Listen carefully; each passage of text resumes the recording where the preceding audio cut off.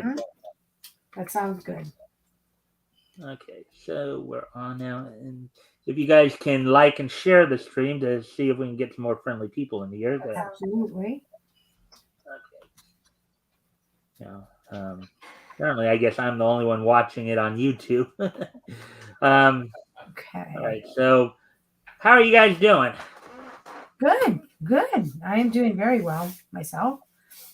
What's I'm actually trying Go to get over ahead. to YouTube. Hang on. that, Chris? Oh, I I said think I'm you trying should. to get over to YouTube.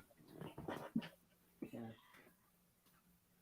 See, this is usually why I ask people to come in like 15 to 20 minutes early, so that way when we come on, we're ready to go and stuff. It's I understand you guys have lives and stuff and have other stuff going on, and I am I do ready. appreciate you guys being here. So, I am ready to go. um, yeah. So, anyways, Why am I not in? Hang on. all right. So, yeah. So, all right. So, and of course, I will, of course, give you guys an opportunity at some point if you want to plug your book, and we have some more people in here, obviously. Mm-hmm. Um, just trying to get the StreamYard to count at least me as a viewer, because Right. that's a tricky thing with this thing. All right. So, anyways, and I did send you guys did see the private chat, and Yes, I actually have that pulled up. Is that the name of the actual comic that we shall be reviewing this evening? yeah, Okay. that's the one. Now, some depending on which company we're looking at, we may be we may do multiple. We may do like multiple comic. We may read selections from multiple comics. It's Mhm. just that Mhm. this one where it's at now, Right. Fiction House. This company is called Fiction House. Is the Okay. name of the company. That's the comic, as you can see, is Jumbo Comics, and Yep. this is their World's Fair Special Edition. Now this came out in April of 1939, Hmm. um, around the time of the New York World's Fair. Oh, So wow. Okay. That's so cool. so you have number 8, June July, Hmm. bigger, better, funnies. You It's know, very Hawk, cool. Hawks of the Seas, Wilton of the West, uh, Hmm. World of Tomorrow, Sheena. Hmm. Sheena of the Jungle. You might have heard of her before from the television or movie series. Yes, I have heard of her before. Yeah, she was a comic. A lot of these were originally done by Will Eisner and Sam Iger. They were material that was presented. Originally, they were done over in England, in the UK, and Australia with a magazine called Wags, Okay. and then they brought them over here. So these are kind of reprints. And the Secret Diary of so so here we go. We'll kind of just breeze it. We'll get to, as I said. So here's an ad page. Here are some of the things that they were trying to sell back in the days. For that printing press, Hmm. blank cartridge pistols. You even had hair. I think you had hairstyling products over here. That's so crazy. Well, I think part of it also points that it was a larger audience than just kids. Hmm. Well, yeah, By because what they're some advertising. of the stories that we'll read around this time Hmm. will make you scratch your head wondering, this was written for kids. Right. You know, I Crazy. mean, that's kind of what we were kind of alluding to the other night when we were talking about, of course, how the Comics Code Authority came out and how we Yeah, got into the whole, you know, you're right. Yep. uh, and we'll But come and we'll also, you can really tell the age bracket sometimes by what they're advertising. It's like Hmm. in the comics I had when I was a kid, they were mostly novelties and other comic books and video games. Right. and Now it's we'll probably all come back to some of these other features as well. I first go to the ones that I focus on, and then we'll go back because some of them, like some of them are like some of these are like half pagers. Hmm. It's such a different look to the comics that I've seen to nowadays. You know what I mean? Like for me, Right. Well, novice here's the thing too. A lot of okay. Have you ever heard? You know what you've heard of highlights, right? yeah, of course, yes, the Magazine magazine. for kids. Well, even from what I've done in terms of some of my previous studies of this, I realized something about these. The comic books back in this time, in the early days here, Mm-hmm. in some respects, were more akin to what we have Heroes of Sport right here by Tom Swift. Right. Here we go. Here's Gilda Gay. And before we get to, I'll explain a couple of things here, finish my thoughts on what I was just saying, and then we can get to reading this. And as I was suggesting, you want to do like the, guess in this, I'll do some of the narration. I'll do the Gilda gags as well over in the far right there. But if you want to do Gilda, and then I guess you can do her suitors, Chris, here. Oh no, I'm not reading. You don't want to read? No, I do not want to read. I will read though. Okay. If you don't mind, then because in this particular case, Gilda Gay's to kind of give you an idea. Gilda Gay's kind of a young socialite, kind of in her early 20s. Okay. Early to mid 20s. Okay. Yeah. Oh yeah. Let me. I'm bouncing all over the place. Sorry. So let me finish my first point, and then I'll explain a little bit more about Gilda Gay here. Yeah, back in this time, the comics were more akin to what highlights is. In other words, but just with more of an emphasis on the comic. Whereas highlights has a couple of comic stories. Right. Here, the comics are the main feature, but you also see other features like you saw, like the Heroes of Sport feature, said the advertising page. You have, you even have some activity. Puzzle points, so puzzle games. So, anyways, all right. But to give you Gilda Gay, so this is called Gilda Gay, the Modern Girl. Now one of the things that attracted me to this particular feature was the one obvious question: what did they believe a modern girl was? Right. In 1930, at the time 1938 when this first came out. Now 1939. What was a modern girl at that time? Well, I would think looking back at the 1930s and the culture and what was modern, I don't know that much about it, the 1930s, so you'll have to help out. But I would think that the modern girl would be doing anything that is not typical of a regular mainstream girl. She might that could be one way of looking at it. But one of the ways I thought would be a good idea to figure that out would be to read the comic and see how it plays out. I like that idea. So am I going to read Gilda? Yeah, obviously, because normally I could do a man's voice like this. Normally, when it's me and one of the guys, I'll do the girl voices. But since we actually have a woman, I would. You prefer a woman or girl, Diana? Either female, women. Yeah, it doesn't matter. We have a female here, so you can do it. Now, Gilda Gay, as I said, is probably, from what I've always interpreted, early 20s socialite. Right. So that's probably the general idea here. And then of course I'll play the male characters here in the narration. Okay. And I'll read the Gilda gags.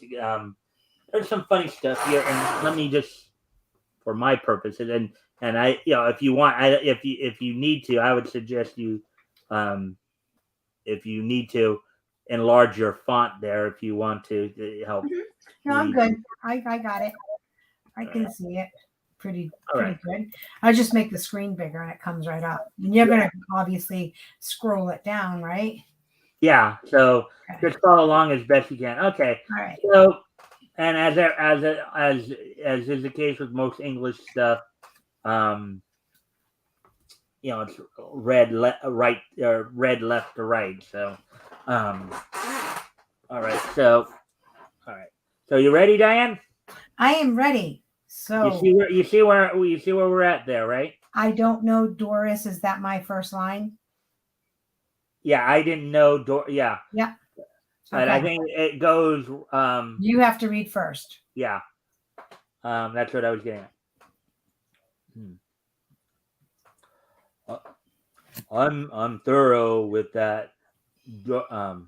I'm through with that Doris Williams girl. She grossly insulted me. I didn't know Doris was that type. What did she do? She asked me if I could dance. I don't see anything insulting about that. But she was dancing with me when she asked that question. That's kind of funny. Mm-hmm. That is kind of funny. Maybe because he couldn't dance, and she was wondering, like, can you actually dance even though we're standing here? Yeah, Maybe. that's where this obviously slice of life humor type Mm-hmm. script here. So Gilda gags. If you want to read that first part, because I can't. You want me to read the box, right? yeah, Gilda gags. Okay. A friend is one who knows your faults and is willing to forget them. Thanks to Miss Sylvia Cohan, 305 Linden Boulevard, Brooklyn, New York. all right. Gilda will pay $1 for I guess a Gilda gag used. Send in basically again. And here's another thing that I think highlights might do too, and some other type of magazines where they'll encourage reader participation by you send in a story, you send in something that we use, we'll send Right. you $1 back. That was also pretty common back Mm-hmm. then. All right, so now there's I think one more panel here. Yep. So let's see. Oh, that's good. Okay. Hey, lady, where's something? Here's something you lost. You're an honest boy, but it was a $10 bill I lost, not 10 ones. I know it was a $10 bill, miss. But the last time I found one, the man didn't have any change. And in Gilly, this one isn't as much spoken. This one just most accidents that occur in the kitchen are usually served as bread pudding to poor husbands.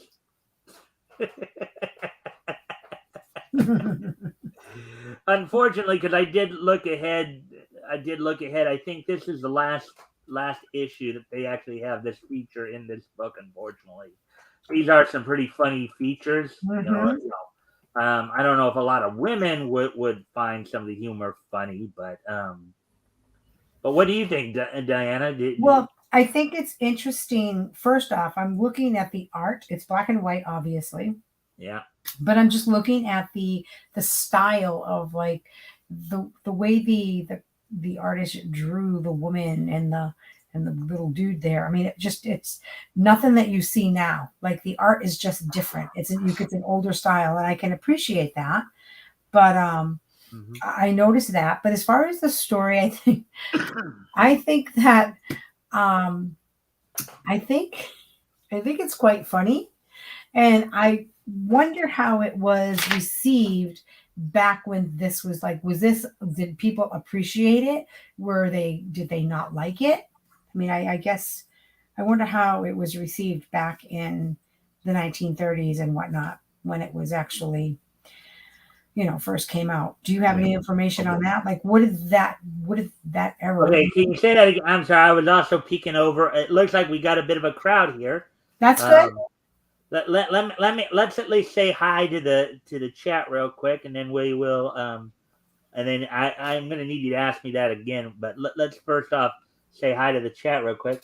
The best night of the week. Okay, thank you, RJ. Hi, RJ. Diane Levage, was that your maiden name, Diane? No, that is the hyphenated name on my handle, my Facebook page, I guess. That's what I'm under, my personal thing. And that's what I signed up with. Okay. So Let's see.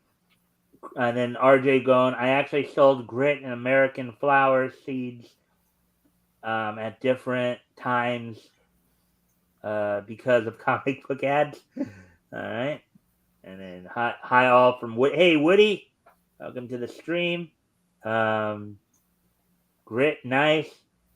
And then we got Tatsu Sama here saying Oha, Tatsu Sama. Hope everybody's enjoying the content thus far. Let's see. That's just me saying hello to everybody. And then Hola. saying hello to everybody as well. Okay.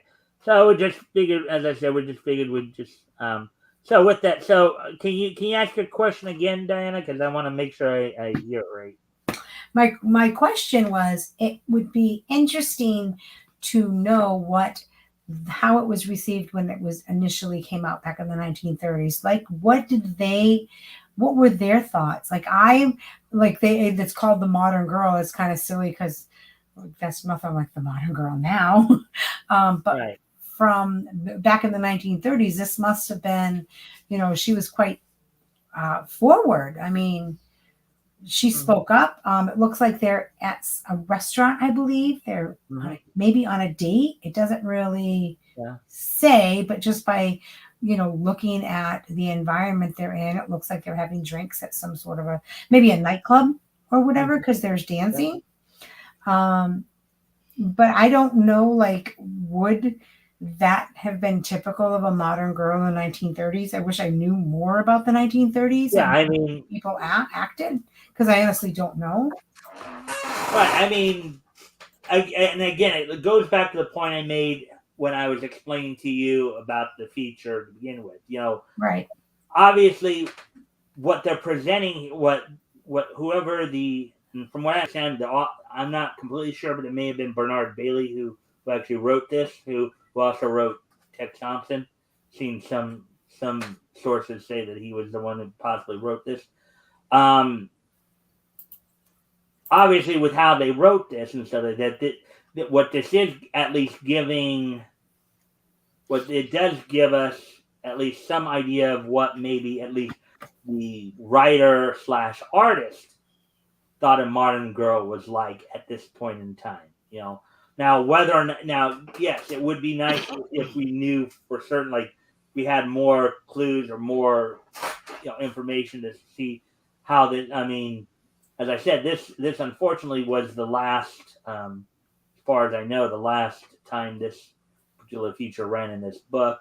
It may not have been as popular, but obviously she's not a modern girl necessarily, maybe by our standards, but this was at least somebody's impression of what a modern girl was in 1938, 1939 when this feature was running. You get what I'm saying? Yeah. We may not. It would be. I would. It would be very interesting to see if it was thought, if this was thought of more by society in general, if this was just the author's point of view. But it's still an interesting thing to think about and talk about. And Chris, do you have anything to say on this? No, they're very short. They're almost like Sunday strips. So it's like, there's that's what they're gag strips, A lot of reprints.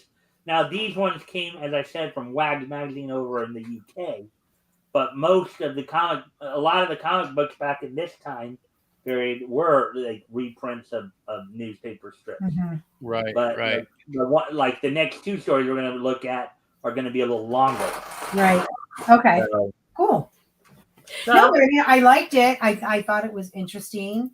And like I pointed out, the art is definitely different from what we are used to. I am used to looking at. Let's put it that way. Well, it's not too much different from like a regular Sunday strip. It's just a little dated, but it's interesting to see it thrown into a comic book, right? As opposed to like a newspaper, which I don't think we see a lot of anymore. I'm pretty sure nobody's publishing strips at least in book format. I don't think so either. But you see, that's one of the big reasons why I like doing this, right? Watching how, that's why I go through it with like a deep dive like this, and why I'm going like kind of in order, chronological order like this. Yeah. Because it's nice to kind of see how things evolved over time. Right? Exactly. It is interesting. You're right. I enjoy that. So, anyways, let's move forward to our next main feature. Okay. Ooh.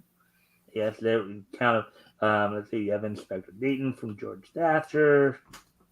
Jumbo presents the World's Fair, some of the interesting exhibits in the world of tomorrow. So, the Japanese pavilion, a red and white replica of an ancient Shinto shrine, right there. Hall of Pharmacy, one of the 7 largest buildings at the fair. Yeah, the way they built those was amazing. I watched a documentary on it. I don't know, not too long ago, maybe a few months ago. On the World's Fair, honey. Yeah, and a lot of those buildings were actually like thrown together. Like if you think Disney and Universal have good fake buildings, yeah, these guys had it down to a science. Well, of course, with a lot of the companies that were doing the New York World's Fair special editions like this, DC, we covered DC's a couple weeks ago. Right. They talked about how these were of course the first comic appearances of the Trilon and Perisphere from the New York World's Fair as well. So, yeah, the United States Federal Building here, Portuguese Building, Pension Bridge. Interesting stuff, Frank Buck Jungle. And again, some of these smaller stuff will probably come back to. As I said, I want to at least get. And then here's just, we can come back to this as well. Just Last by Robert Kane, a.k.a. Bob Kane. Diana, do you know who Bob Kane is? I can't say that I do. Should I know him, Chris? I don't know. I'm not sure. Did you say King or Kane? Kane. Like Robert. Here he's listing himself as Robert Kane, but we know him better as Bob Kane. Right. Yeah, I know who he is. Do you? I probably should know who he is. Yeah. I'm not surprised you don't, though. He's one of the 2 original creators of Batman. Okay, yeah. I am not that up on my comic stuff, guys. I'm sorry. You will be eventually. Yeah. Well, hey, if you keep watching the Friday shows here, you'll definitely get caught up on some of this stuff. RJ can tell you, anybody who's been around me enough can tell you, I do a pretty thorough deep dive here. Right. You will learn something. You will learn something. Sounds good. Because again, like for me, a big part of it is I like going back in time. And I like to try to like get people immersed in these universes. Not every I'm more of a DC guy. RJ's more of a DC guy. Some people are more into Marvel. Some people are into Archie. Some people might be into Fiction House if they get exposed to it. It's like one of the things I would hope people would enjoy these comics enough to where they'd want to venture into those universes. Right. Of Wilton of the West here. So here's our next main feature, The Diary of Dr. Hayward by Kurt Davis. Now, Kurt Davis, I think, is a pseudonym for I think from what I've read in some cases, I think Kurt Davis is a pseudonym for I think Jack Kirby, I believe. So this may be one of Jack Kirby's early works. Cool. So anyway, so again, I'll have you try to do these. Now, the 3 main, there's Dr. Hayward, there's let's see. There's Dr. Hayward, and then there's his daughter Laura, and of course I'll have you do Laura, and then there's her boyfriend. So her boyfriend, fiance. So anyways, I guess I'll do the males, and then you can do the females and pre-progressions. So I'm looking at the pictures. I see the first panel where it says these Mongols. Okay, who's that? Dr. Probably Dr. Haywood, I believe. Dr. Haywood, rather. So the second panel, who is that in the second panel? I'm trying to just look I think that's yeah. Let me check something. I'm gonna go look something up real quick, just so I know, just so I get because sometimes with the black and white features, when they're black and white like this, it is a little harder to tell sometimes. Right. Who's who, what's what kind of thing. Yep. So, let me just go back. I've got it on a big screen, and I can't tell what it is. It looks like a guy with a fish on his doesn't look head to me. kind of that. It just is. I couldn't tell. I'm like, that's not a girl? Is that a guy? I'm like, I think it's a guy. I think it is a guy. I think it's like a little like. What's that on his chest piece though? It's like it looks like he's got something like, I don't know. Do you see what I'm saying? Maybe he'll be drawn in a future I actually opened up another window so I could look up something on GC. Okay. I'm looking up just I'm trying to get to the so that I can just last Uncle Otto. Okay, all right. So the characters in this are Hayward, Duga, Milani, Zania, Prince Moki. So actually, then his daughter's not in this. So now to this Duga and Eastern Mystic. So that might be Duga right there. Uses a strange machine to teach Hayward his language. Milani tries to kill Zania. So, and then the first line, of course, is he said, "These Mongols have taken me for some kind." Okay, so the characters are Hayward, Duga, Milani, Zania, and Prince Moki. So okay, thinking one of those might be but anyways, that's probably Duga right there, the mystic. So indeed. Yeah.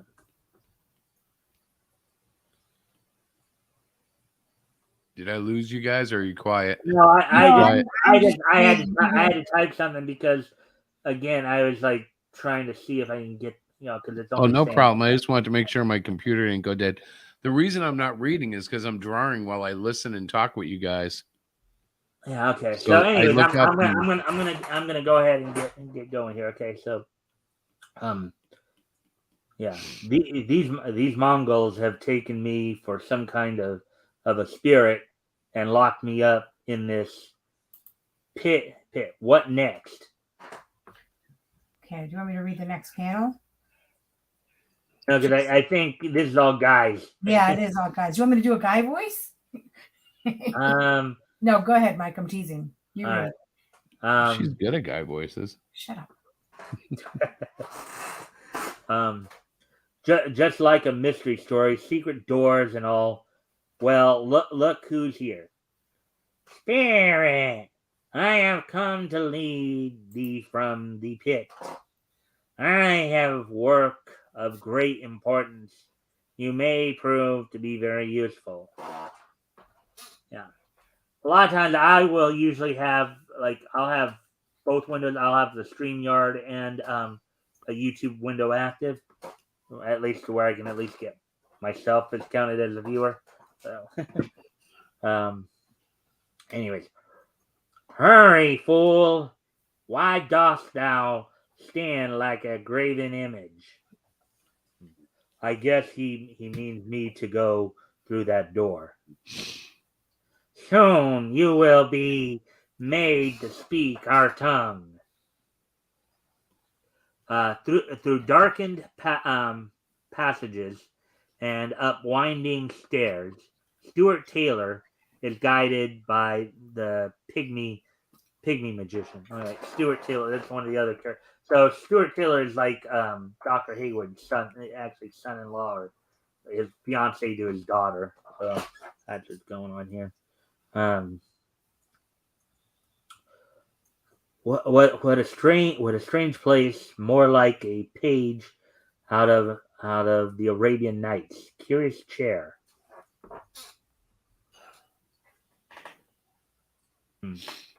I feel like a man about to be put in the electric chair. Oh, I was gonna actually, say he looks like it. yeah. Actually, I changed the voice, and probably shouldn't have. Um, Henceforth, by the powers of the mystic helmet, you have on ye shall be able to speak our language. Once ye are familiar with our speech, ye shall know what I expect of thee. Odd, but now I can understand you perfectly. I can hardly believe it. What an unusual thing. Ye need not be surprised. My powers never fail. I am the great Duga. You notice how I'm trying to change the voicing around a bit to fit the characters? Yeah, and I can definitely take some of the male role parts. I don't mind. I do it all the time.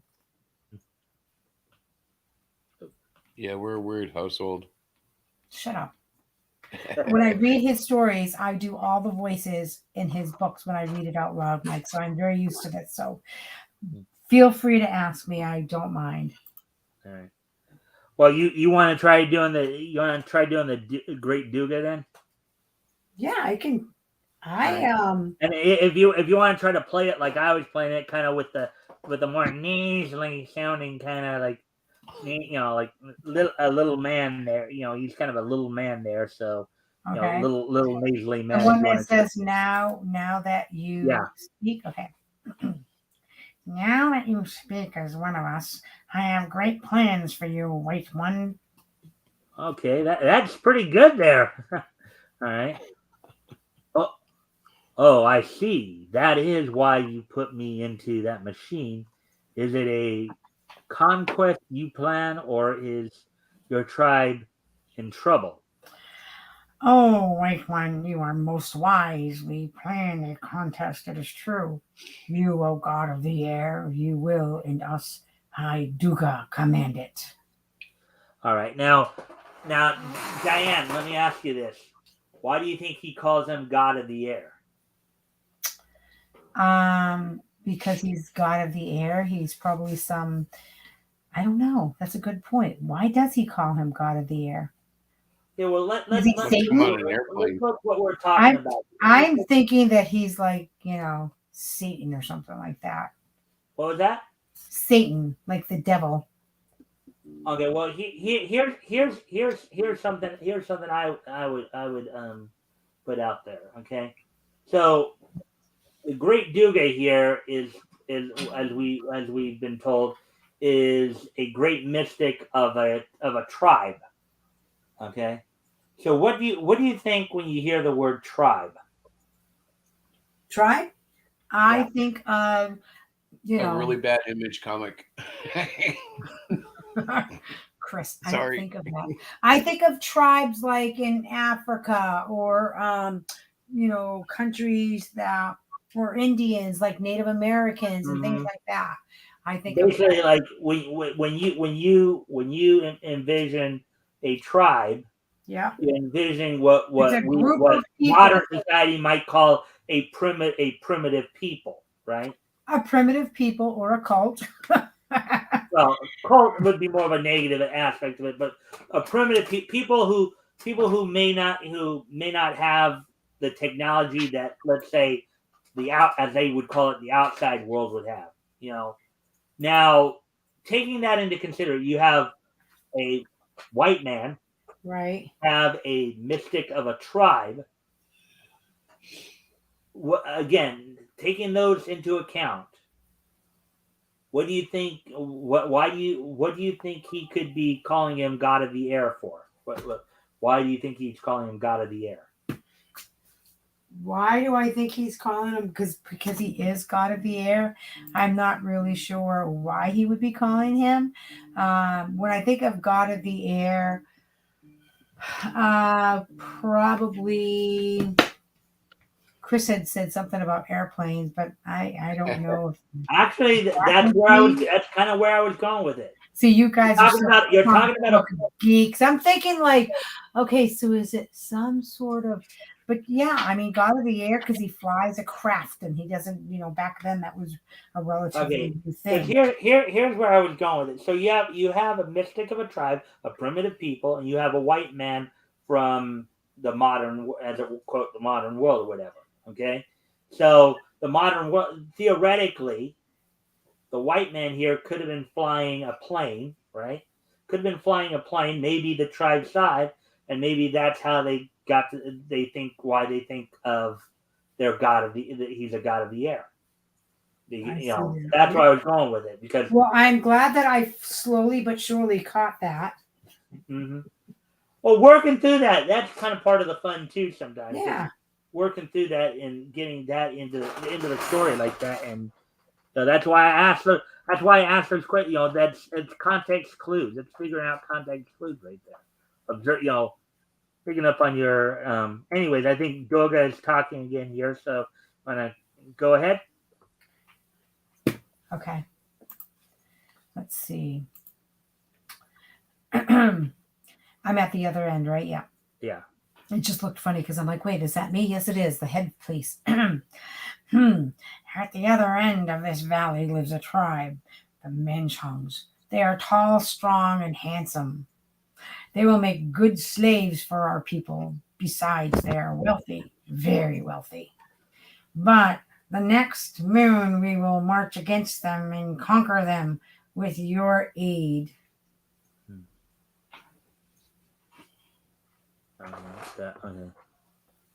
Okay. That now right there, that does look like a woman right there. So yes, it is. That will not be easily accomplished, Duga. My people do not fear you. Go, intruder. Though you are not bound, you are a prisoner nevertheless. I will leave, but first I will warn this white god you talk so much of, that my people will crush these tiny men. White god, bah! I think you are an idiot. What? Say, why are you angry at me? I say, Duga, who is that beautiful woman? Why is she held a prisoner? She, white god, is Milani, princess of the Manchungs, a hostage. So not really a good guy, is he? Holding a woman hostage like that. But I guess we'll find out more here as we roll along here.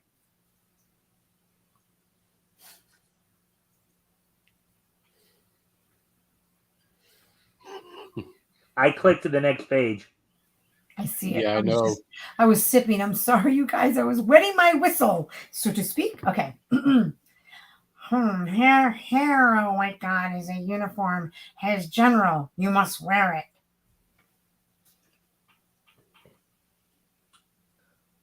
With this costume, I feel like a musical comedy general.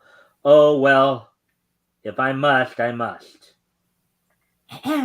Am I intruding?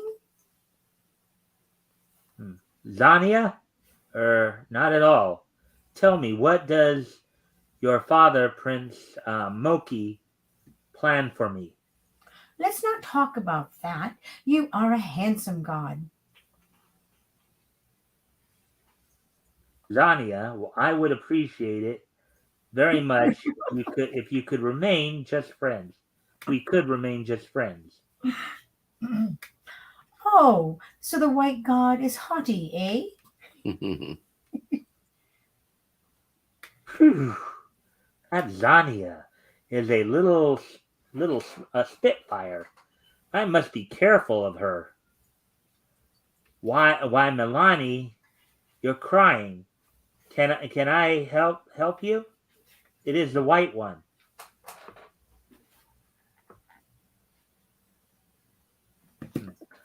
I understand your predicament, and if you would confide in me, perhaps I could, and you.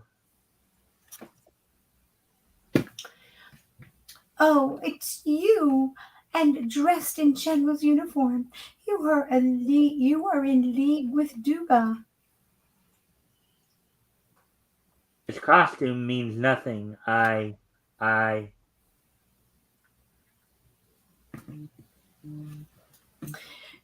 Get out, please leave me, sir. I'll leave, but for a girl in your straits, you're openly unfriendly. As Stuart leaves the apartment, Zania peeps from behind a pillar.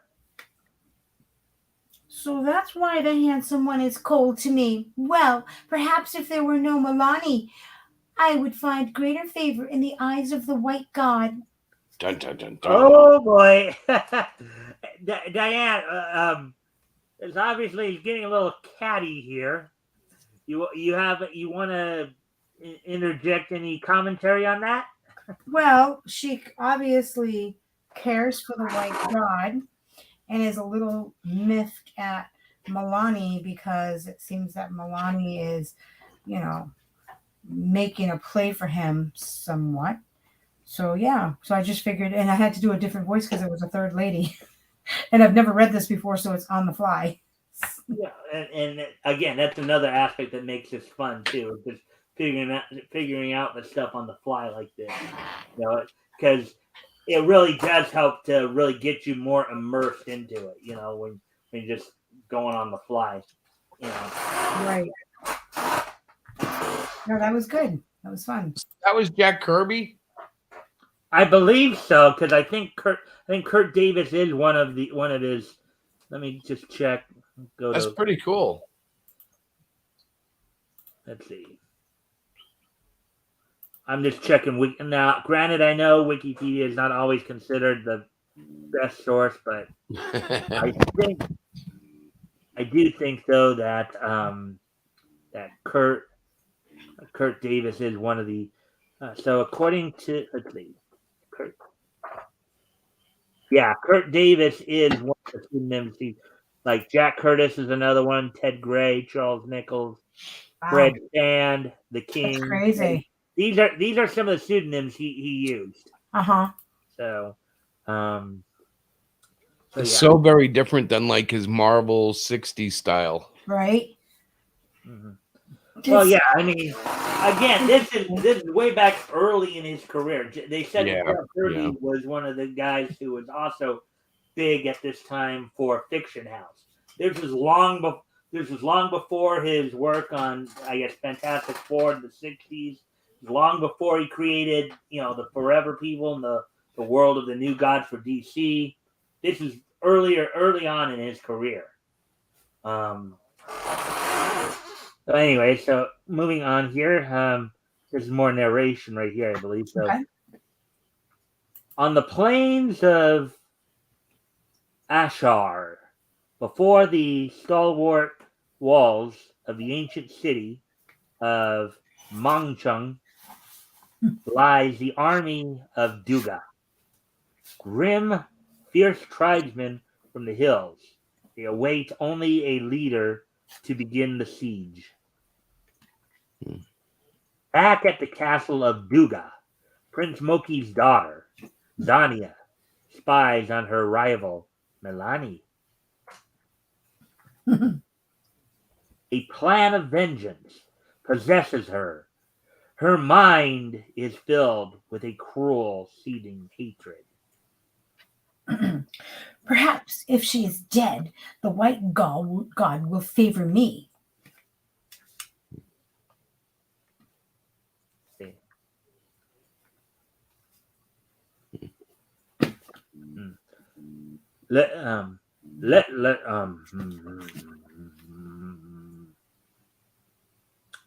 Let's stop playing with our knives. The Princess Zania arrives. Get up, you lazy knaves! I have work for you. A chance to use your precious knives. Understand? Yes, Highness. He. Unable to sleep, Stuart paces the balcony of his. So I guess Stuart was actually the main character, not Dr. Hayward. Okay, maybe I misread that. But, of his room, staring at Milani's window. What the two men are struggling with Milani. They have knives. I hope I can reach her in time. This is Zania's work. Stuart leaps into the room with a bound.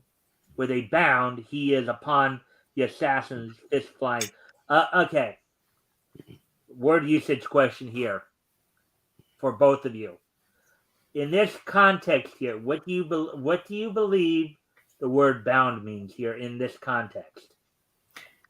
I think that it's like he bursts into the room. He bounds into the room with lots of energy. He is ready. He is ready to take on whatever is happening with those guys. Would you agree, Chris? Pretty much. I mean, you know, like bound, like leaps and bounds. You know. Yeah. See, again, here's a situation where here's a word we don't use a lot of today, right? You know, you were talking about some of the artwork and how it's different back then earlier, Diana. Mm-hmm. Well, look at the word usage. Right. Usage was quite a bit different back then too. But the sentence structure leads me to believe that it's bound and not bound, and that he's bound like with his hands, like the man was bound and lying on the floor, is different from with a bound he is upon the assassins, because there's in this case I think bound means to leap or to stride, you know, as opposed to bound being the a form of the word bind, as in to tie up. Exactly. Yeah. See, that's another fun thing, and that's why they call me a wordsmith, right? Yeah, there you go.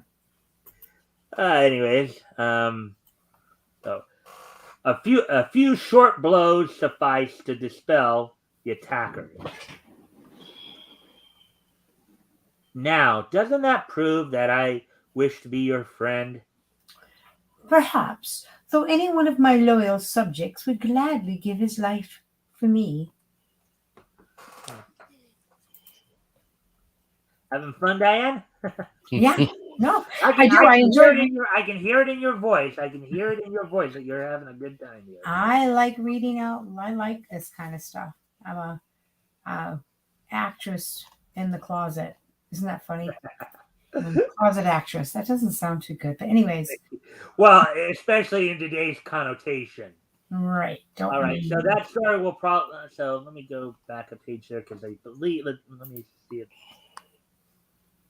Bottom there, because something tells me they didn't even put that. Now, granted, a lot of times these stories are like 4 pages, but they run.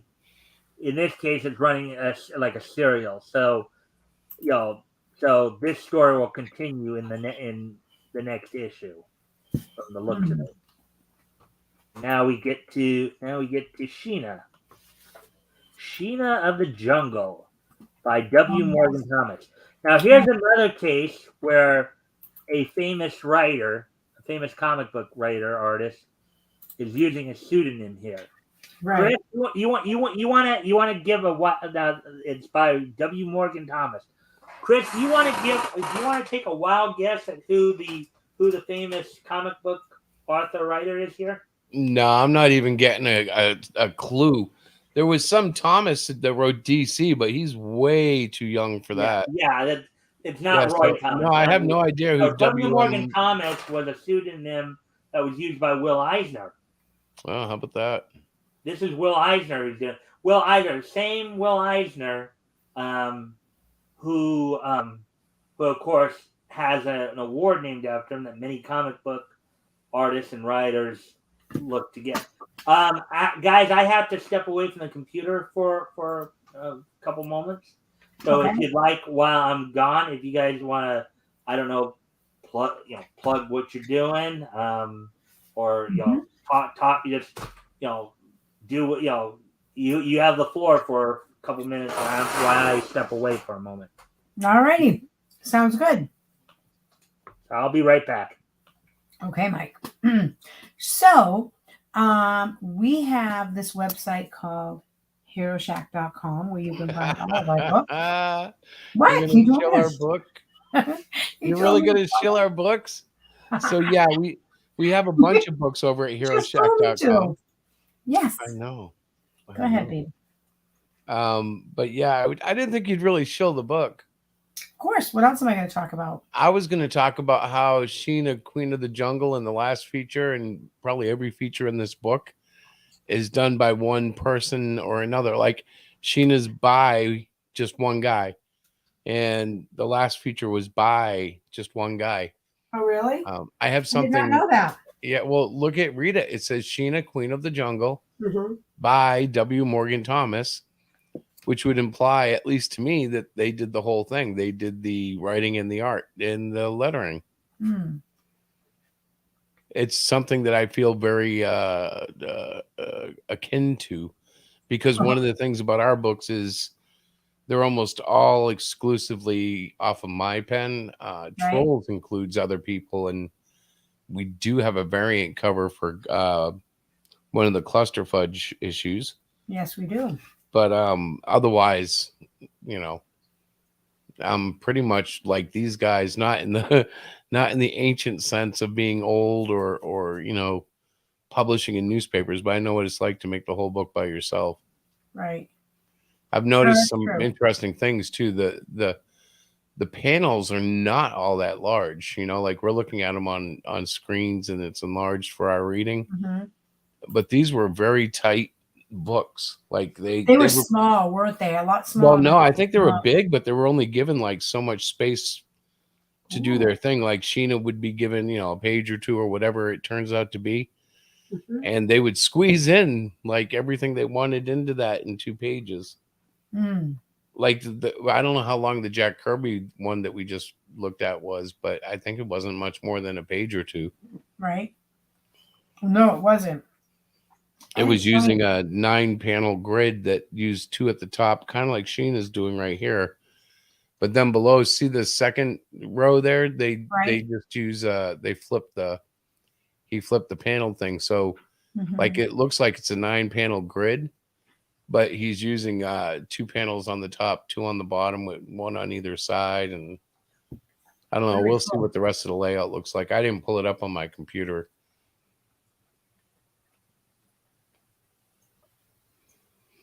This is not good. Dead space is bad. Dead space is how you kill a radio show, Yes, dead air. It is. Unless you're doing like white noise experiments. Do you know what white noise is? Yes, I do know what white noise is. Okay, hang on. See if you can hear anything. Ready? Okay.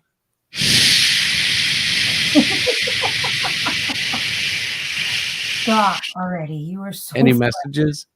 No. The dead did not speak? No.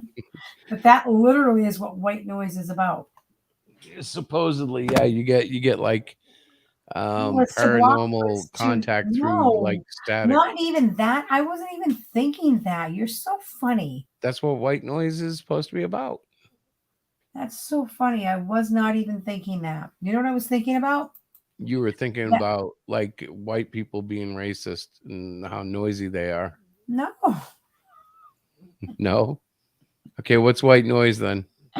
White noise is something that you play in the background so people can't overhear your conversation. Oh, you're thinking that because those stupid machines all the therapists put outside their offices. Yes. Yeah, I've seen them too. And those do the same thing I just did. Oh my God, you're crazy. I didn't invent them. Somebody's making a ton of money by sticking an unbalanced fan in there, and that's all they're doing. Here, we'll put a little 50-cent fan. Hey guys, I'm back. Hey Robert, look at this. Robert Roberts is here. Hail Lord Xenu and hail Princess Xena, our only true comic book saviors. Alrighty. All right. So if you guys haven't already, for those who may not have, yet, if you guys can like and share the stream and see if we can get some more friendly people in here, that'd be appreciated. I hope everybody is enjoying the content thus far. We have a couple of good guests. We have a couple good guests here in Diana and Chris Tamulevich from Hero Shack Press. Diana's been doing a good job as a with the voice work. I do appreciate it. Thank you, Diana. Absolutely. And Mike, Chris, you both are should doing- hear. I should record her doing one of the proofreadings.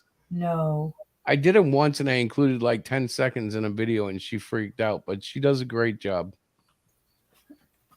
Thank you, honey, but no. All right. Well, anyways, and you both are doing good on commentary as well. So, anyways, let's get to this. So, Sheena of the Jungle here, escaping from Sandy and his men in a plane. Sheena and Bob soar through the jungle towards Dakar to warn the police. All right. So, we should be there in a little. We should be there in a little while, Sheena. I wonder how you will like your first taste of civilization. If it is as exciting as us flying, I'm sure I'll like it. All right. Before we continue, I know you said you probably have heard of Sheena of the Jungle before. Mm-hmm. So, I've heard the name, but that's it. Yeah. So now this is a girl who is probably, I'm guessing she's probably early 20s again. She's been raised in the jungle. You know, I'm just trying to give you some basis, you know, to try to like give you a little bit more of the idea of the character to help you really get into it more. So, so just again, bear that, you know, she's probably early 20s, raised in the jungle, so maybe not as aware, you know, naive in terms of the ways of the modern world. So just trying to give you some character tidbits there, and for when you're doing the voice work. All right. So, what are you saying? She is not as perky. She is dumb. No, well, okay, not dumb, not maybe as in other words, she might be, I would imagine her being a little lower than you did right there. You know, being around other men more because, you know, being raised in the jungle. That's just my impression. But look at how she's drawn. She doesn't look like she's from the jungle. She looks like she's some. Well, you can only see her face, though. Maybe it'll change as you get deeper. Maybe. Yeah. Also, one of the things they called Sheena, you know, when they were talking, you know, when they were talking how Fiction House was doing Sheena here, and Chris probably knows this term. Sheena is an example of what they call good girl art. So, she's not a dumb blonde. She's somebody who, I just think because she was raised in the jungle a bit, may not sound quite as high as you were portraying her. That's just my impression. But anyway, okay. So we got okay. So here's some narration here. Bob brings a plane down to a graceful landing, taxiing across the waters of the day at the French air base to the dock. Going down, enchanted by her first view of civilization, Sheena stands transfixed with awe. Come along, Sheena, and stop staring. We must hurry to the police. Excuse us for rushing in like this, Monsieur. But our business can't wait. A man called Sandy and his men filed a fake claim to some oil lands in the Latonia region. They have been plundering and killing the natives. And now, sometimes this is kind of the pain of some of these older comics. You see how how part of that's like kind of faded right there. Mm-hmm. Yeah.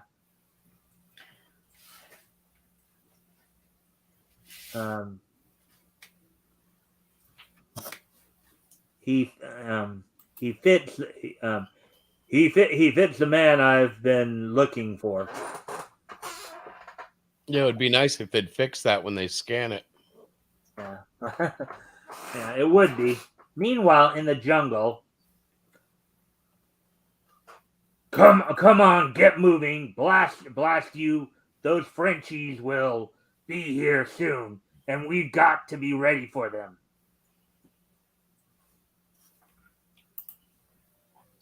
There, now, let them come. We can stave them off for weeks if need be. We've got enough guns and ammunition to hold off an army.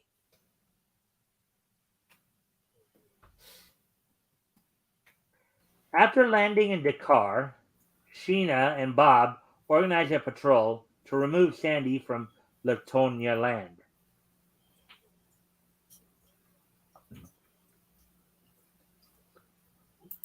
We are ready, Mr. Reynolds. Just say the word and we'll go. Good. We can get started now. Sheena, Bob, and the patrol begin the long jungle trek back. Meanwhile, at the land robbers camp, Sandy and his men discuss the future coming of the police. If only we could get rid of that Reynolds guy. Wait, I have a plan. Conga, follow that patrol that's coming here. At the first opportunity, shoot their leader, and don't miss. Savvy. Following relentlessly through the jungle undergrowth, Conga at last sees his chance and fires. With a piercing cry, the man behind Bob slumps to the ground dead. See, obviously this isn't written for kids, right? Right, you guys? Right. Well, Oh, this is not for also, today's kids. Yeah, maybe not for today's kids. Maybe for kids back then, just because kids back then had to grow up a lot faster because. Well, I remember even some of my comics having this kind of tone, even though all the blood was pretty much, avoided, like suggested more than shown. Well, because you grew up during the CCA, during the Comics Code. Yeah. 70s and 80s was my real era. And so, like, I could have handled a book like this, but I don't know. Today's kids probably would have, like, I don't know. They probably not with the way today's media is pushing them. Yeah. I mean, Sheena wouldn't even be really Sheena, it'd be a really different story. So, yeah. Turning, Sheena takes to the trees, leaping with graceful strength.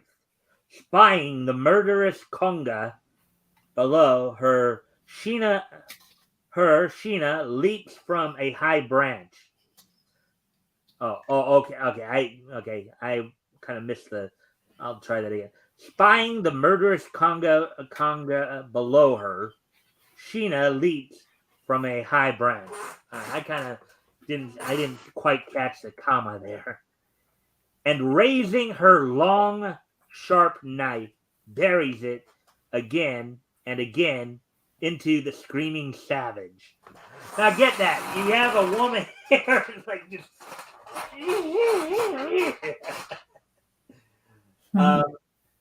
What do you think of that, Diana? Well, She obviously is having a hard time adjusting to civilization. Mhm. Well, I don't know how hard it is. Well, She's just most exacting women her don't swing from branches and like use a knife and stab people. I mean, Hey, didn't this even is modern sensibilities in the 30s, babe. Yeah. So yeah, I guess. Ooh, a new header sort of. yeah. Well, they widened it out more. Yep. Yep. Okay. Let's see. The land thieves, headed by Sandy, a notorious outlaw, have extended themselves in their jungle stronghold. Sheena and Bob are leading a patrol against them. One of their band is killed. All right. Let's see. Okay, so we better hurry if we want to get there before nightfall. It's still quite a distance. All right. Good. The patrol pushes on, carefully watching for more of the snipers. Suddenly, a machine gun rattles. Dropping to the ground, the soldiers fire back ineffectually. We can't get them this way. They're too well entrenched. I have an idea, Captain. Give me some hand grenades. All right, that might have been a bit of a writing error right there. Mm-hmm. Me, give me some hand grenades. Might have been a little, Little typo. yeah. But just goes to show you the editing back then too, right? Right. I can get behind them through the trees. Sheena, you'll stay here. No, I won't leave you. You stay here.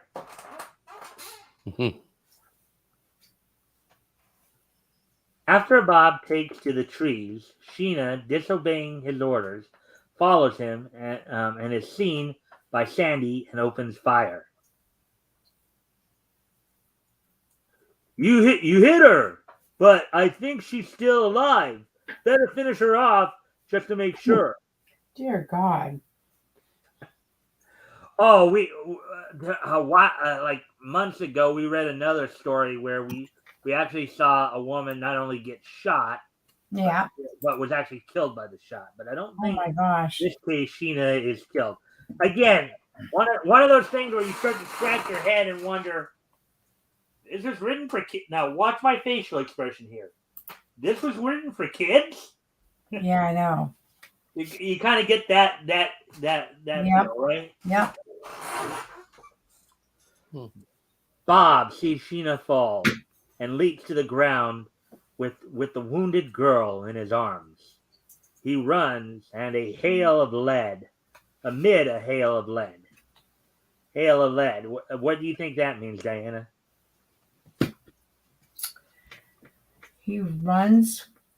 No, just a hail of lead. That part. What do you think that is? A hail runs amid. Oh, it's a gunshot, obviously. Right. Yeah. Again, no, that's something. Again, that's something that in terms of the wording there, Right. there, you don't see that nowadays, right? Right. Don't see that Right. quite. No, the language is definitely different. There's a lot of older terminologies, older phrasing that you would not, kids today may not understand that. Like if I ran that by some of my students, let's just say, hey, what do you think a hail of lead means? They would never come up with gunfire. They would never even think that. Yeah, because they hadn't seen it or hadn't heard it used in that particular Right. way. Exactly. So, at last, he deposits her safely behind the bunk house in the clearing. Caught between the two lines, Sheena and Bob are in danger of their lives. Mm-hmm. I've got it. I'll use the grenades to blast them out.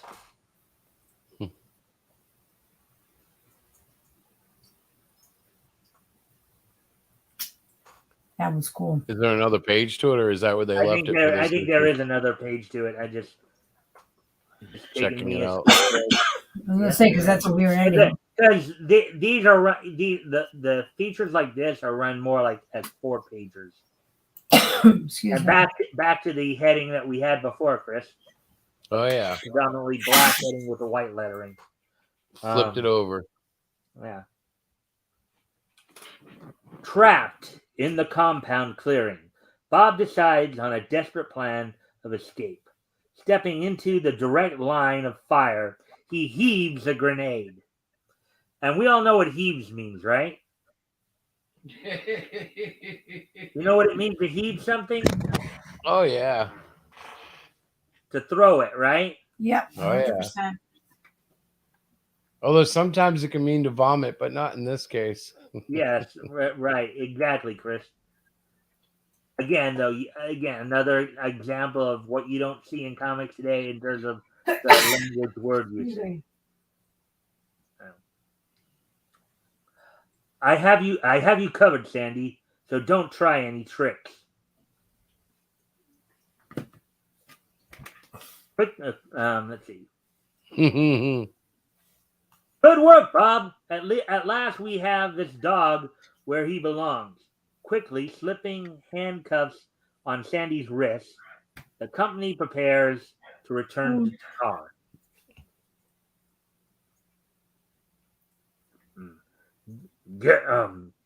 I guess you win, Reynolds. Blast you, I'll get even. By the time you get out of jail, I'll be too old to care. That was an interesting exchange right there, right? Mm-hmm. Right? He'll be too old to care by the time he gets out. That is something right there. That's very interesting. Okay, so after the departure of the soldiers, Bob gently carries the wounded Sheena to her native village.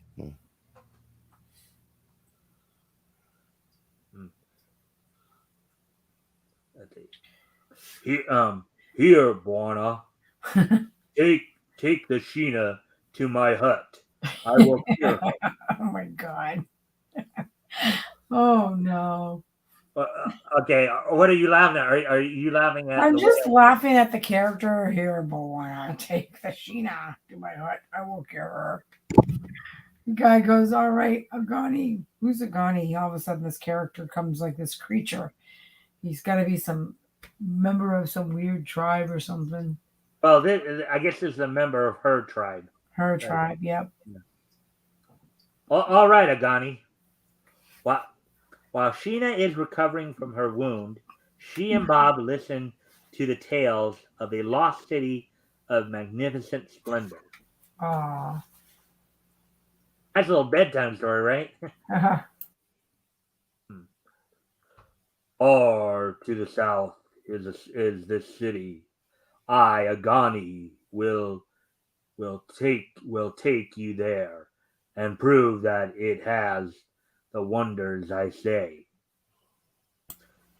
The Sheena, quickly recovered, is soon bored with the monotonous village life.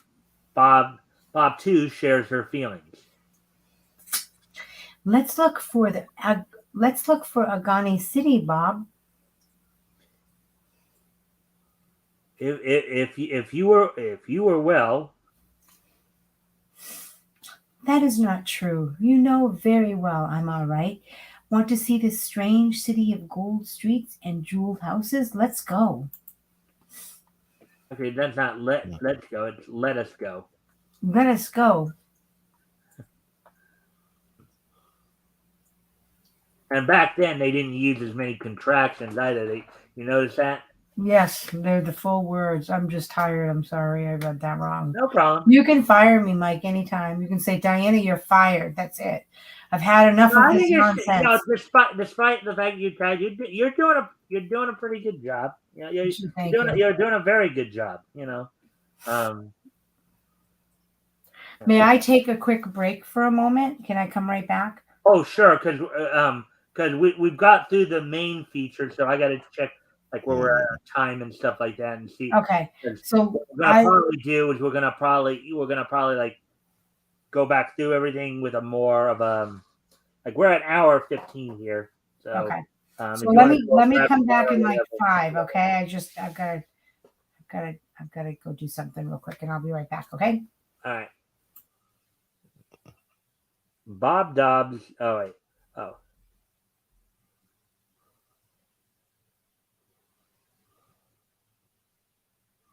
Okay, so Robert says,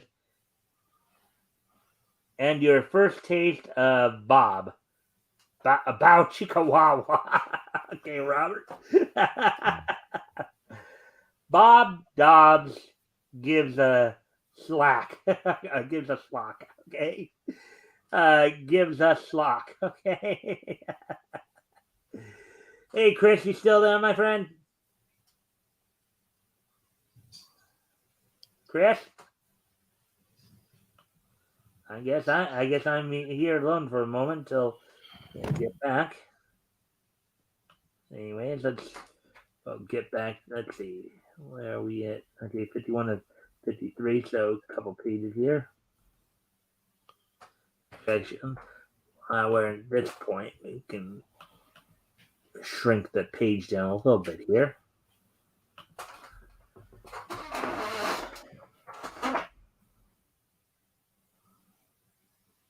And stuff here. And then when they have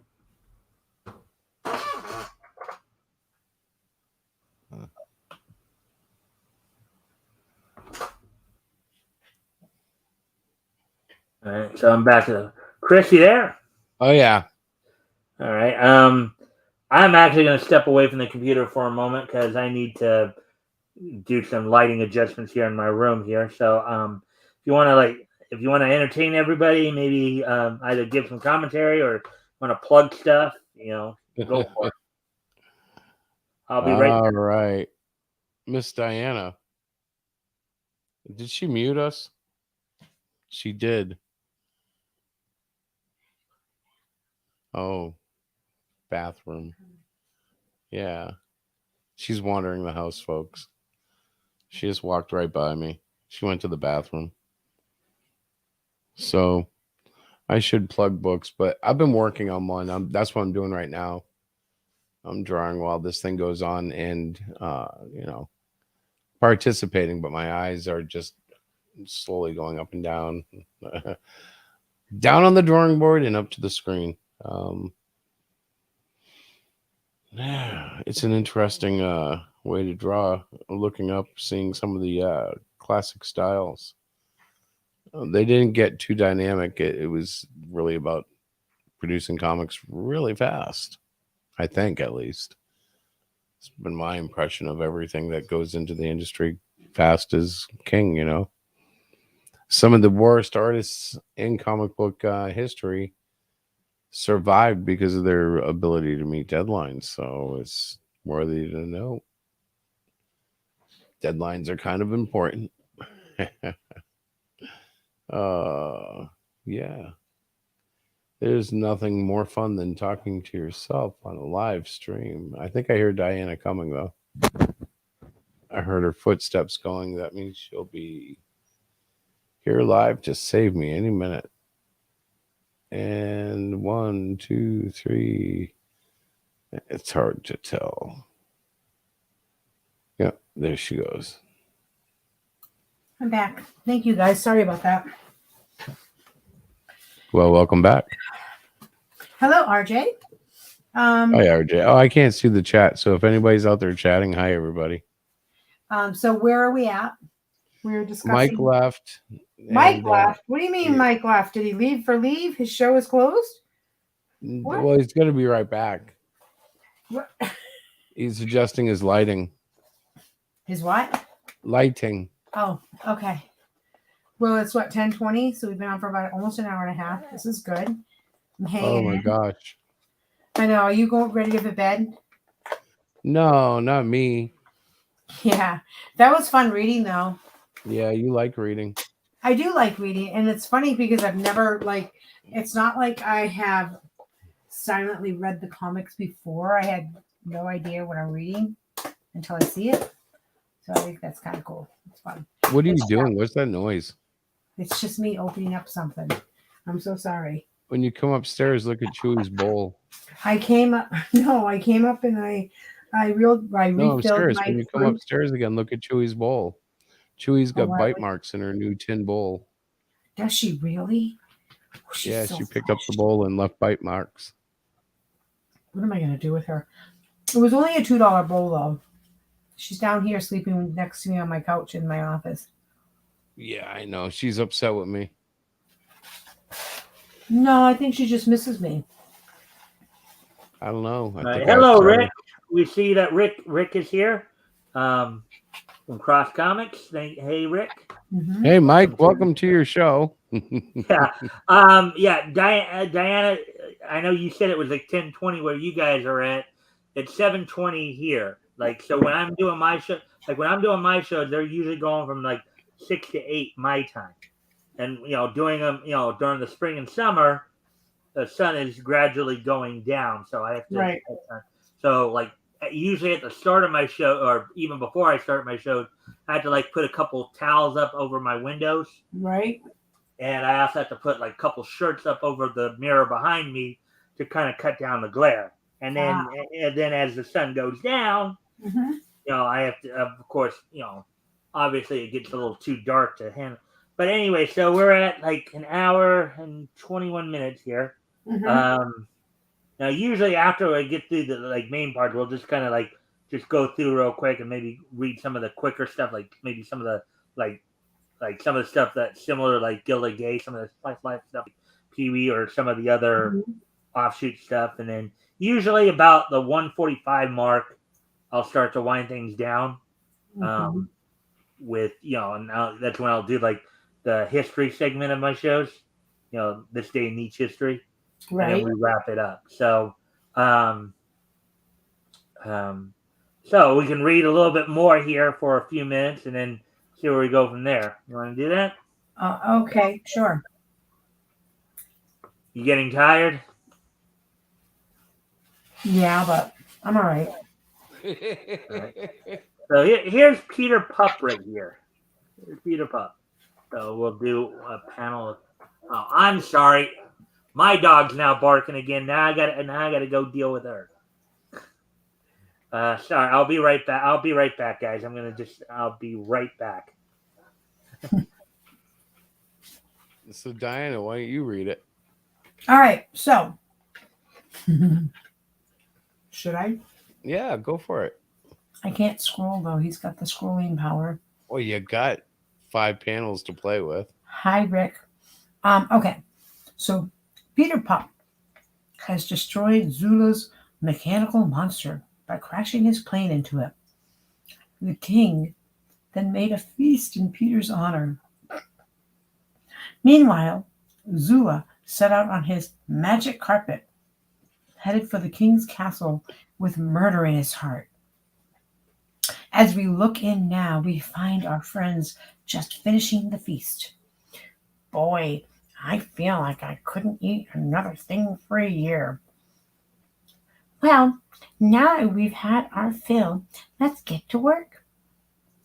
We must destroy that fiend, Zula. But how? I want every one of you to give me your theory. Quiet! The king is thinking.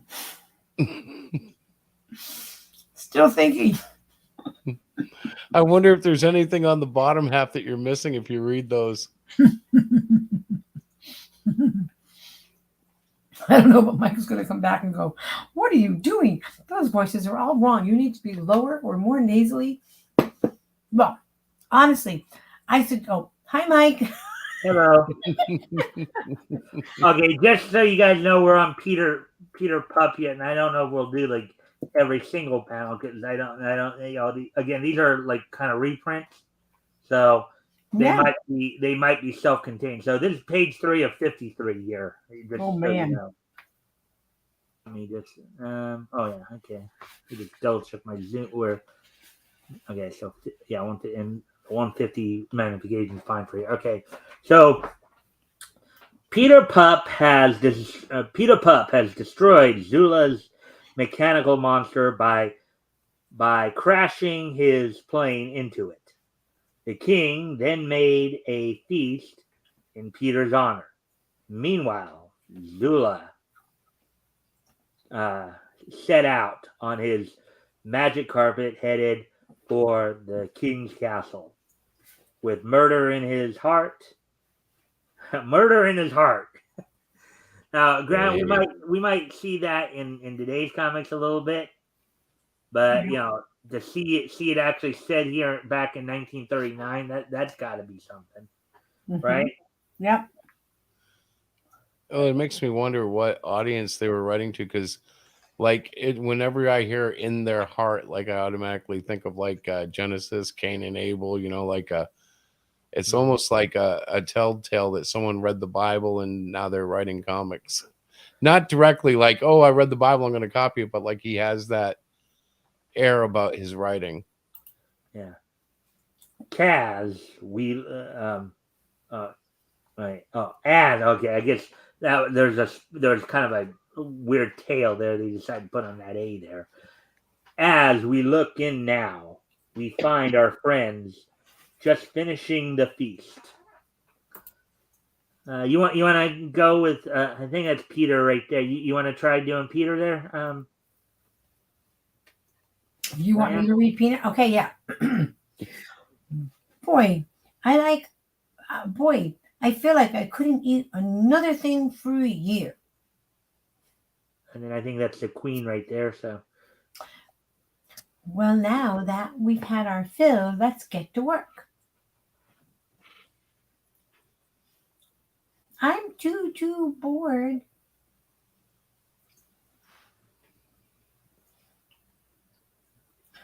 We must destroy that fiend, Zula. But how? I want every one of you to give me your theory. Okay. Oh, that's the king right there. Mm-hmm. Quiet, the king is thinking. Still thinking. Well, Your Majesty, I suggest you send an army over to his castle and burn the place. Oh man! Nice suggestion, right? Now think about that for a moment. So Peter Pup. Okay, so we can maybe kind of assume that Peter Pup is kind of a childlike character, an anthropomorphic childlike character. Mm-hmm. Think about this: an anthropomorphic childlike character saying, "And burn the place." Yep, that's kind of crazy. Why would like think about nowadays? If this came out nowadays in like mainstream, people would be so upset with that. Don't you think? Yeah, I think they would, because people would just become a little overly sensitive to stuff. And here it's kind of funny, but you know, like there would probably be people out there who actually thought that they were that the author was advocating violence. Mm-hmm. You know, so. But anyway, okay, so this looks like an older guy. So, no, that would be too peaceful a death for that tyrant. First, capture him, then torture him. Oh boy! So Peter is suggesting you just burn them all to death, and then this guy's no. Let's capture. Let's do something more fun, like capture and torture him. That would be way more fun. The pressure of being king. He's still at it.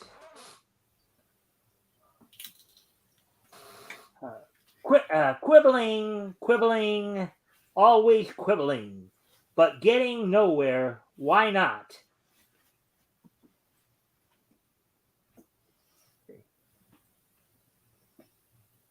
Aha, very, very pretty speech indeed. Well, you have chosen your death weapon. Most honorable one. Now we'll see who shall be rightfully king of the moon. He, he, he. It's over in the corner, over in that corner there. I think that's the queen talking now. Oh wait, no, actually that I might be. thought that was the king. Yeah, okay. That looks like the king. I personally would relish the pleasure of running this sword through his foul heart if he were here now. At that moment, as if by magic, Zula appears to the astonishment of the. Okay. All right. I think I kind of screwed up there a little bit, but That's all right.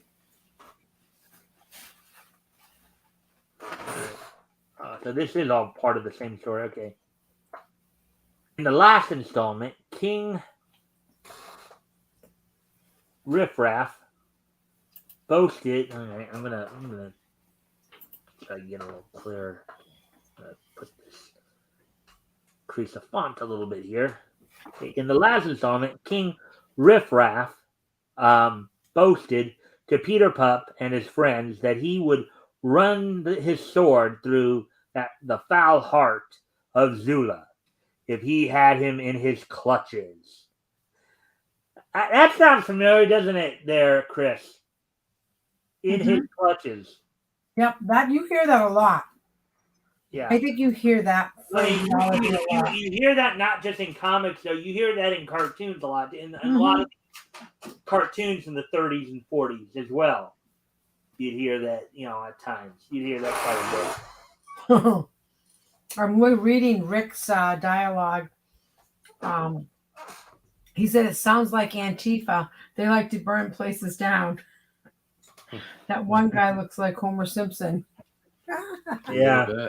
He did a little bit, didn't he? Yeah. Oh, you mean the way I did it? No, the guy that he's talking about the way he looked like it. Huh. The drawing, right? Uh-huh. Okay. Let's see. So through the heart of. Okay. At that moment, to the astonishment of the king, Zula appeared at the window, and so the king was left to make good his boast. As Zula drew his sword. Yeah, that would look kind of bad if he boasted that and then kind of cowered away, right? So you pride yourself at being a good swordsman, huh? Well, we shall soon see. Zula, go up. What? On guard. How did I get into this? You were a braggart, right? Would you all say? Would you all agree with me that he was a braggart? That's how he got into it. Definitely.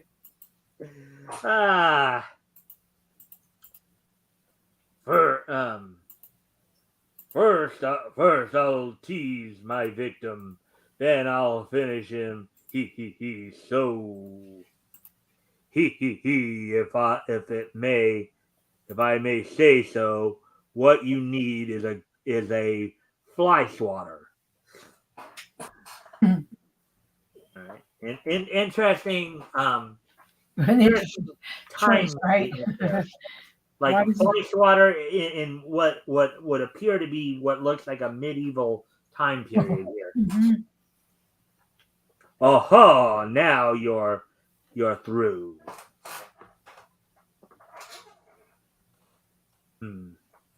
You'll never know how long I've been waiting for this moment, my friends. First, I'll take Riffraff. To cry out for help is useless, my dear king, as your entire army is under my hypnotic spell. some classic. That's where you're wrong, Zula. All but one. Now drop that sword before I lose control of this land. The invisible knight. Curses, I have been foiled. Don't you just love this dialogue? Yep. Classic stuff here, my friends, huh? Mm-hmm. Zula arrived at the castle of Riffraff, whereupon he became engaged in a duel with the king. The king was defeated when he and his sword knocked out of his hand. He had his sword knocked out of his hand. Zula was about to kill the king when suddenly a door opened and an armored figure commanded Zula to drop his sword. Curses the invisible knight. So it is Zula, you villain.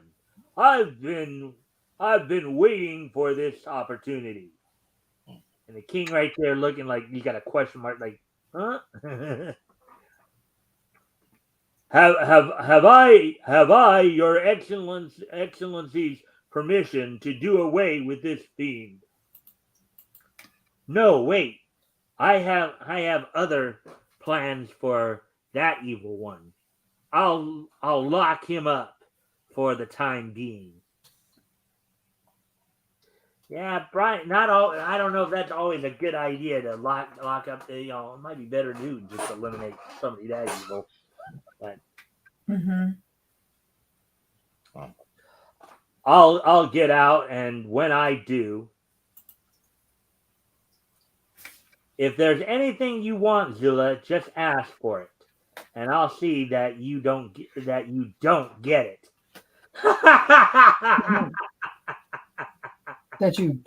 it. Yeah, you would think you'd say that you do get it, but that's kind of a funny. That's a classic cartoon meme right there. Yep. You saved my life, and I'm grateful. But tell me, who in the world are you? Huh? Oh, me? Wait till I'm through eating. Kind of funny how he's eating through his helmet right there. That really looks like Homer. It does look like Homer. Just took off the eyes. Mm-hmm. Well, you're finished, and you promised to. Heaven's sakes, he's fallen asleep. All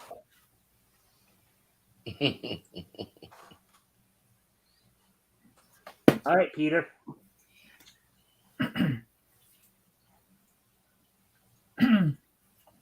Well, Kingsley, who is this mysterious knight? I don't know. He ate a hearty meal, and of all things, just drowsed off. Don't disturb him for a while.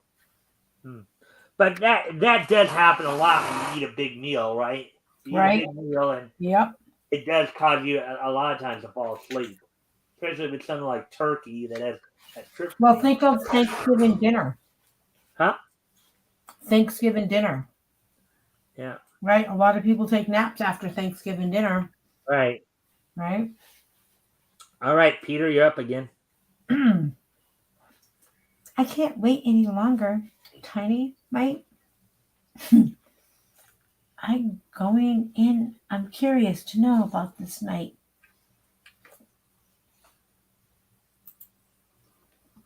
If you want to do the other voice there too. Okay. But the king said not to disturb him. Oh, well.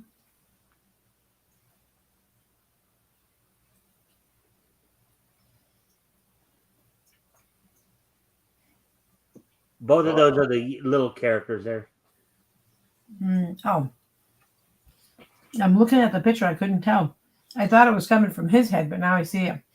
Well, the Z's are coming from the nightstand. The night, right. So I looked at that, and it Or the looked C's almost up there. like, if you look at the balloon there, it almost looks like it was coming from him, but it's not.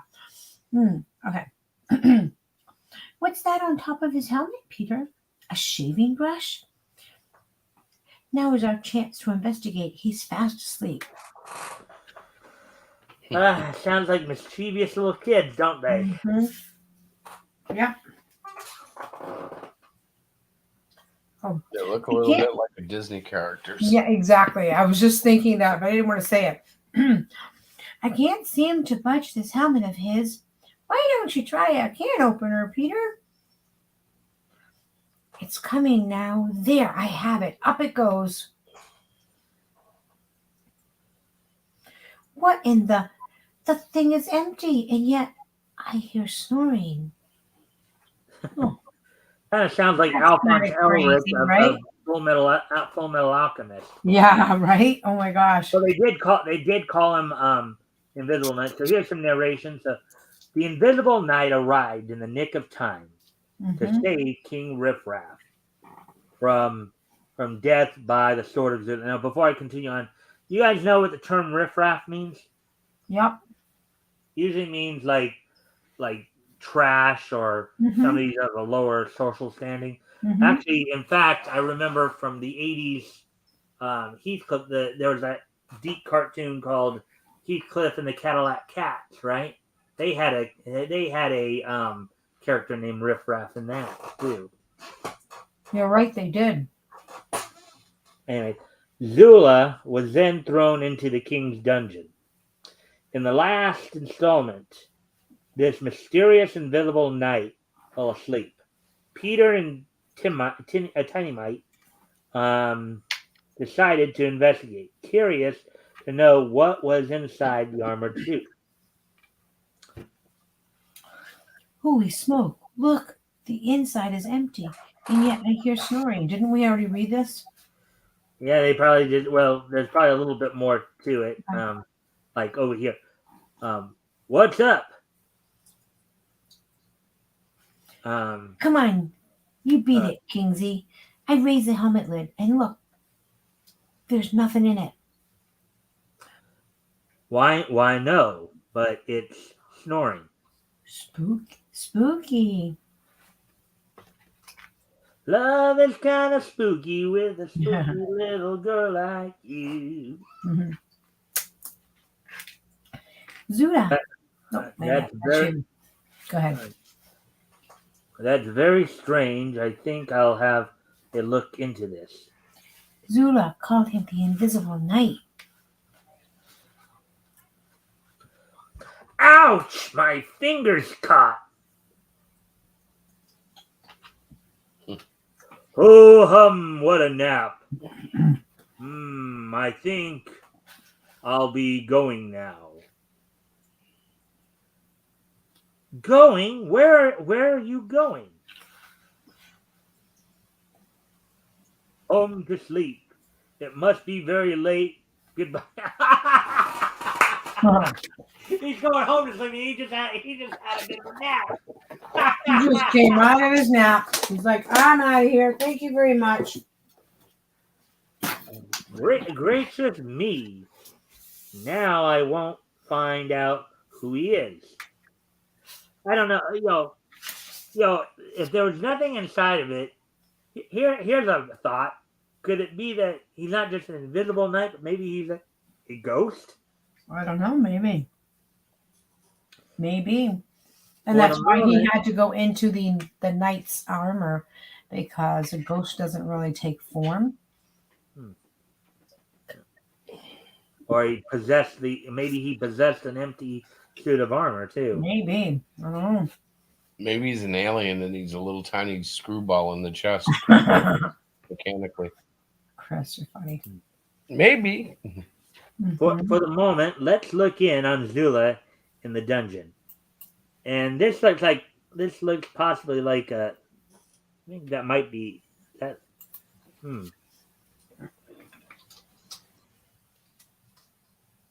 Thinking that might actually be a woman right there. A woman? Wait, what?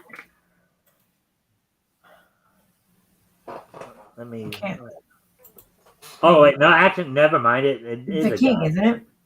No? I don't think it's a king. I think it was one of his servants. But Yeah.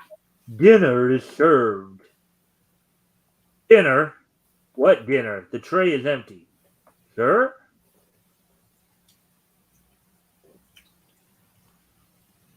Just look at that.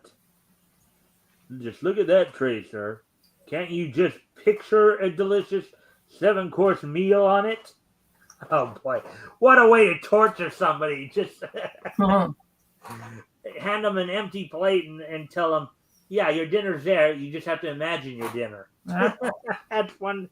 That's one way of, of torturing somebody.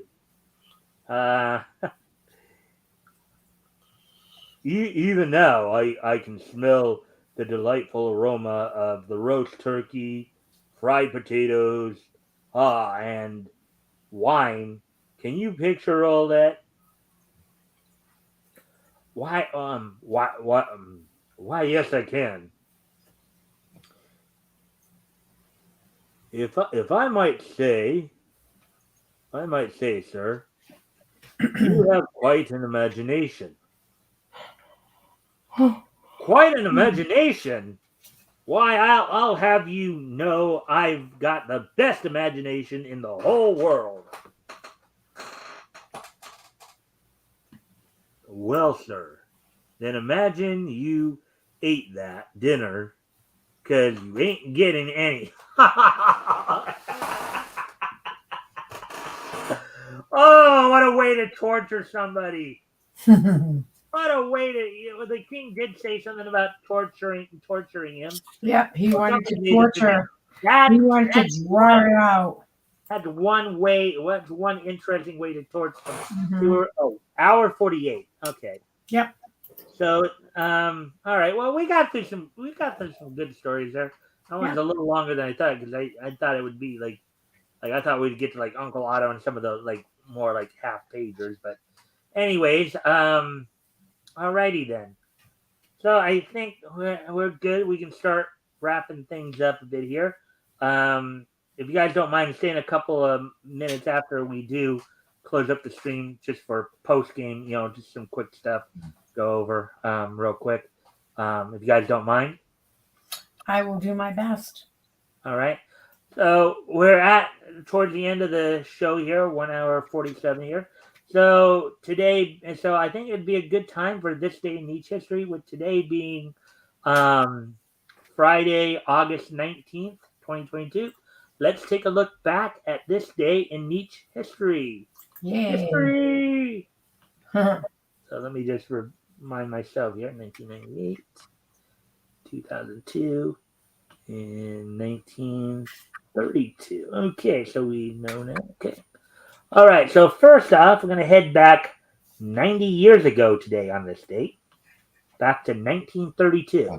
Cool. As on this date back in 1932, Yeah. Fleischer Studios would release the animated short film Betty Boop's Busy Bee. Oh my which gosh, that's featured- funny. What was that? I said that's funny. Yeah. Betty Boop and starring Betty Boop and featuring Bimbo and Coco. Actually, I That's think also wrong. Huh? That's also wrong. What do you mean? Bimbo is a derogatory name for people these days. Yeah, but I know but that right there. Oh wait, that right there is Bimbo though. I know.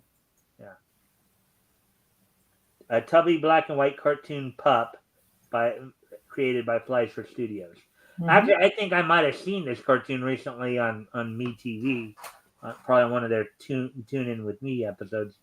Anyways, the plot here: Betty's the owner and operator of the Busy Bee, a popular lunch wagon in the city. Now, lunch wagons were more common back in the 30s, obviously. They're called food trucks now. Yeah. Even though wheat cakes are the only food item on the menu, the place is always packed, thanks to Betty Boop's cute face. A running gag centers around a hippopotamus vainly requesting that someone, quote unquote, please pass the sugar. In the end, he's covered the sugar. This cartoon ran for like 7 minutes. This is, of course, back in these days, the black and white cartoons. Obviously they didn't have television back then. Right. These were made as shorts for films. If you went out to the movies, Yep. they'd use these animated shorts as kind of a warm up act, or kind of like people are coming into the theater, getting settled in, and before we get to the more it was like a pre-show. It was a pre-show. It was like a pre-show to the big show. They have that like at the drive-ins now. They'll do a quick little funny cartoon and stuff like that. Not this one, but they do have them. Yeah, animated by Seymour Needle and Bernard Wolfe. Color process. It was black and white originally, and then color in 1972 redrawn color edition. So, So 90 years ago, Fleischer Studios' Betty Boop's Busy Bee premiered in theaters. So there we go with that one. Moving on to the next piece in each history, we will actually be going to 1998, which would be 24 years ago today. And on this date, 24 years ago today, in 1998, the 15th and final issue of Major Bummer from DC Comics Dear God. went on sale on newsstand.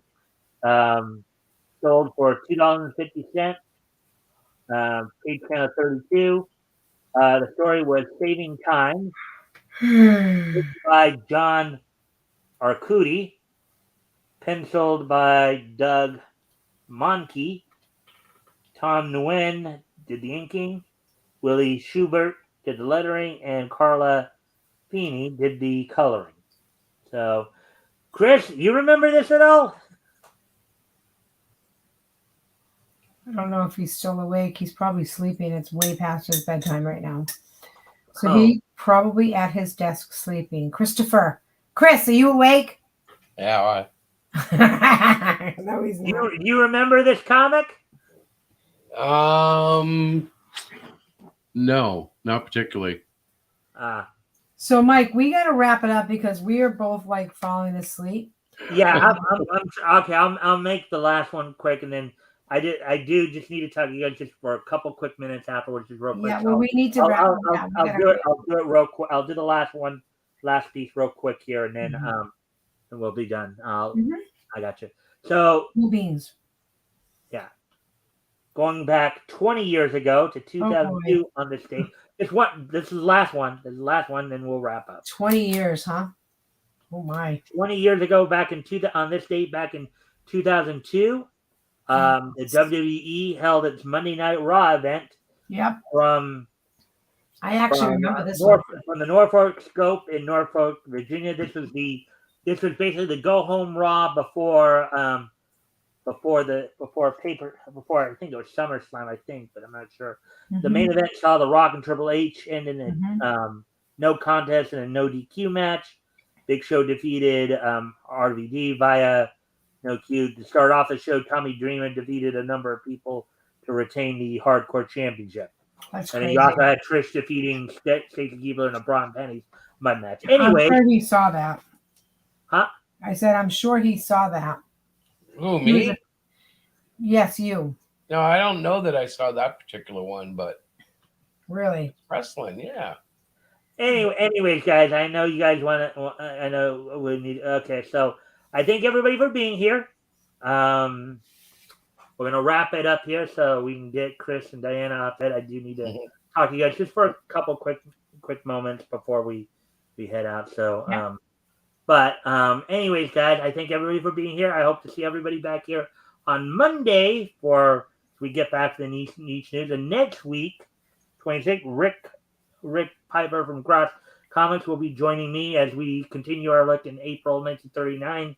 Very cool. Looking at next week, we'll be looking at Fox feature publications, the books that came out from them. So, anyways, guys, I thank everybody for being here. I appreciate all the likes and shares. And I shall bid you all adieu. I hope to see everybody back here on Monday. Bye. Have a great weekend, everybody.